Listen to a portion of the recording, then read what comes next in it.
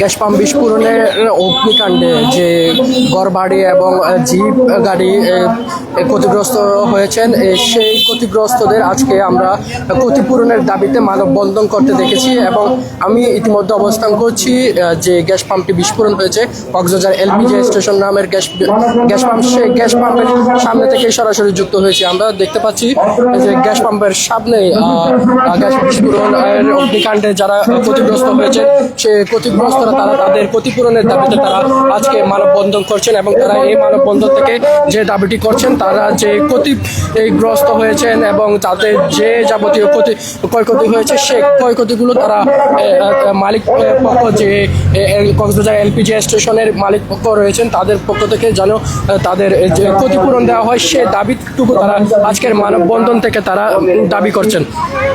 এবং কক্সবাজার এখানে আমরা দেখতে পাচ্ছি তারা যে ব্যানারে দাঁড়িয়ে আছেন, Cox's Bazar LPG station gas cylinder বিস্ফোরণ এবং অগ্নিকাণ্ডে ক্ষতিগ্রস্ত দোকান, ট্যুরিস্ট জিপ ও বাড়িঘরের ক্ষতিপূরণ সহ যথাযথ আইনি পদক্ষেপ সহ ভুক্তভোগীদের উপযুক্ত ক্ষতিপূরণের দাবিতে তারা আজকের এই মানববন্ধনটি করছেন। এবং এই যে আজকের মানববন্ধনটি মূলত আয়োজন করেছেন যারা ক্ষতিগ্রস্ত দোকান, বাড়িঘর ও ট্যুরিস্ট জিপের মালিকরা রয়েছেন, তারা তাদের নিজস্ব উদ্যোগে আজকের এই মানববন্ধনটি তারা করেছেন।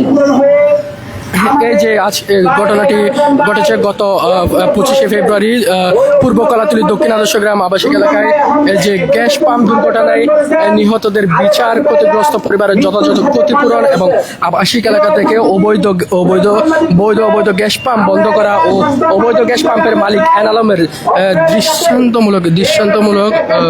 দৃষ্টান্তমূলক শাস্তির দাবিতে মূলত আজকের মানববন্ধনটা করছেন।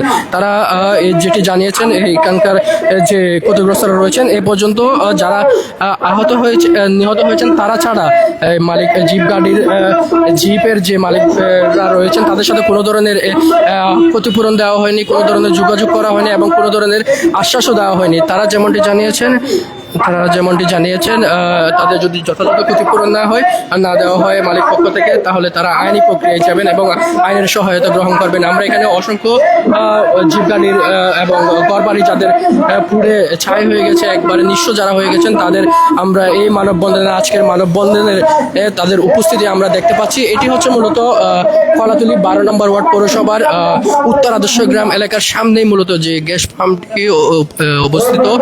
সেই গ্যাস পাম্পের আশেপাশে যে এলাকাগুলো আছে, যারা মূলত ক্ষতিগ্রস্ত হয়েছেন, তাদের আয়োজনে আজকে মূলত আজকের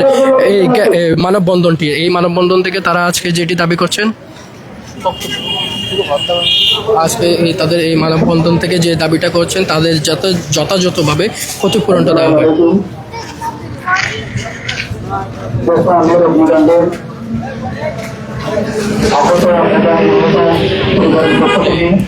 এবং আমরা এবং আমাদের পক্ষ থেকে আজকে মানববন্ধন উপস্থিত শ্রমিক সভাপতি, পরিবেশ সহ এবং শ্রমিকের এবং এলাকাবাসী, আসসালামু আলাইকুম। আমি গ্যারেজের মালিক আমি, আপনারা অনেক দেখেছেন, মিডিয়ার মাধ্যমে আমি অনেক কষ্ট করে গেছি। আসলে আমরা অনেক ক্ষতিগ্রস্ত। আমার গ্যারেজে থাকে 21টি গাড়ি একেবারে পরিচয় হয়ে গেছে এবং 3টি দোকান পরিচয় হয়ে গেছে, একটা পার্সেল দোকান দোকান করে এটাও পরিচয় হয়ে গেছে। আমাদের লক্ষ লক্ষ টাকার ক্ষয়ক্ষতি। গত বুধবার আজকে বুধবার দীর্ঘ 1 সপ্তাহ পর্যন্ত আমাদের সাথে কোনো ব্যক্তি যোগাযোগ করে নাই। আমরা আহত হলাম, আমরা ক্ষতিগ্রস্ত হলাম, আমাদের সাথে কোনো লোক যোগাযোগ করে নাই। মিডিয়ার মাধ্যমে আমরা আমাদের সাথে অনেক যোগাযোগ করেছে। দর্শক, যুক্ত হয়েছিলাম সরাসরি কক্সবাজার এলপিজি স্টেশনে গ্যাস পাম্প যে বিস্ফোরিত হয়েছিল সেই ঘটনাস্থল থেকে। এখানে আমরা দেখতে পেয়েছি গ্যাস পাম্প বিস্ফোরণে যারা ক্ষতিগ্রস্ত হয়েছেন, তারা